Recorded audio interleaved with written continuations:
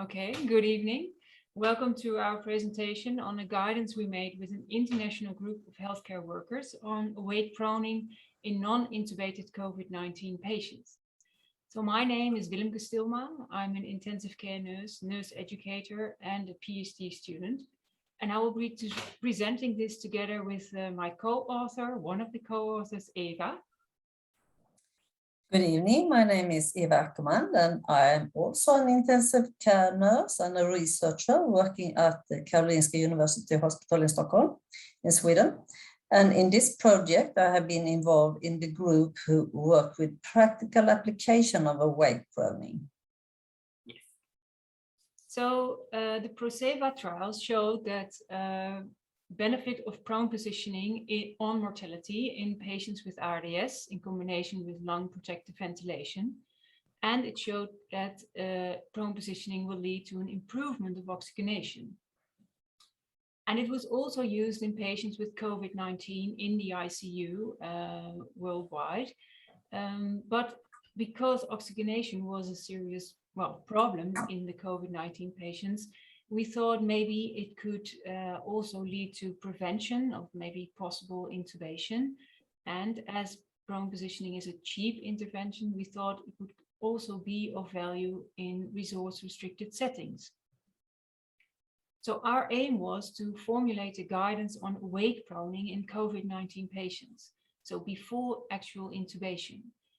And therefore, we wanted to look for evidence on effectivity. We wanted to formulate pragmatic recommendations on how to use awake proning. And we wanted to transform those recommendations for use in resource-restricted settings. And to do so, we contacted a group of 43 healthcare professionals by our own network and first authors from other publications.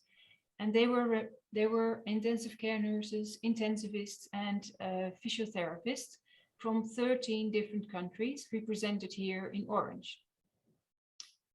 And we searched for literature and we asked them to share their expertise.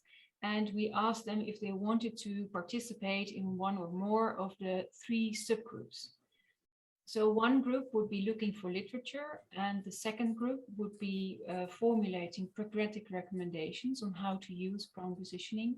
And the third group would translate those recommendations for use in resource-restricted settings.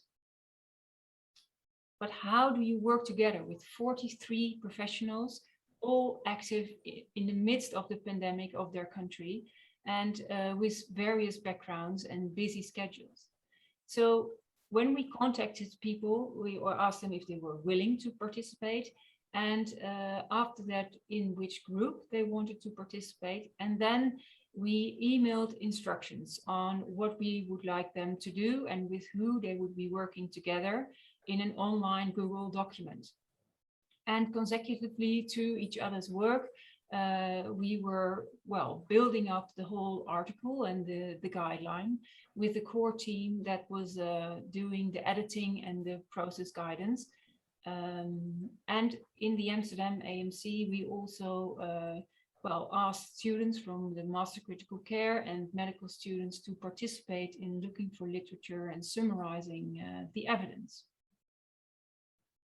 So we searched for literature in Medline until late October 2020 with various search terms like coronavirus disease and COVID-19. And as we had contacted also various first authors from recently published articles, they were also aware of what was being published or what was going on. And what we found was an increasing amount of articles, mainly observational cohort and case report studies on awake proning, with various oxygen delivery interfaces. We did not find any randomized evidence. We did find that awake proning improves oxygenation within minutes. The average increase of the peripheral saturation was about 4%, and it reduces dyspnea as well. However, the prevention of the possibility for intubation or the longer-term outcomes remained unclear. So as a group, we formulated the indication to start with awake proning was acute respiratory failure with any form of supplemental oxygen support. And as a threshold, we formulated the peripheral saturation between 90 and 94%. There are also contraindications. So absolute contraindications are the immediate indication for intubation or a known difficult airway or a respiratory rate from above 30 times per minute, or anatomic concerns like a spinal instability, glaucoma, or facial wounds or increased intracranial pressure. And the inability to follow instructions or cognitive impairment we formulated as relative contraindications depending on how safe the care could be provided. Eva? Thank you. Based on the studies, experiences, and consensus in the group, the recommendations for practical application of awake pruning were formulated. All the persons in this group had experience from turning into prone position. The members came from different countries, different ICU, and had different circumstances at the ICUs. Our experience together with the literature gave an evidence to the guidelines. And we have done it in 5 steps. And in the first step, it was to prepare. We have to prepare both the team and the patient.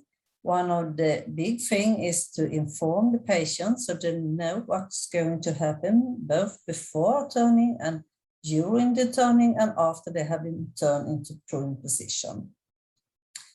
In this part to prepare, we also have to prepare for adverse events.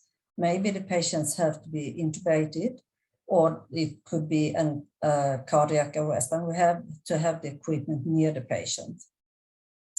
We also have decided to have a practical checklist for supplementary material as pillars, equipment for suction, oxygen, and all this to facilitate and reduce the time during the turning. In the second step, we call it assist. We recommend a special team with a physiotherapist, a physician, and a nurse who are trained together to turn to prone position. If they have been trained together, the time for turning have been reduced and it's more safe and the risks are decreased. Assistance may also prevent dislocation of catheters. It could be that the patient have self-proning, and sometimes it's a choice, but not in patients with severe hypoxemia. Then the patients need all their energy to breathe. In the third step, you have to evaluate the need for oxygen and how to deliver the oxygen, which equipment to use. If using reservoir bag, ensure that it's fully inflated. Then in the fourth step, it's about monitoring. If there is a lack of equipment for monitor, many ICUs have that. You have to prioritize oxygen saturation and respiratory rate and respiratory work. And then in the 5 or 5th steps, you have to optimize the position, and you also have to try to change the position of legs and arms every second hour. A time schedule beside the patient's bed is a help to remember to turn the position in other ways. You have also to protect the skin for pressure. It was very usual to have pressure ulcer after laying for a long time. If you have pillars or sheets to support arms and knees, the pressure could be released. If the patient does not tolerate prone position, try to change to semi-lateral position. And sometimes there was a need for sedation. And it was important in this step to remember that if the patients get sedation, they are not going to be left alone.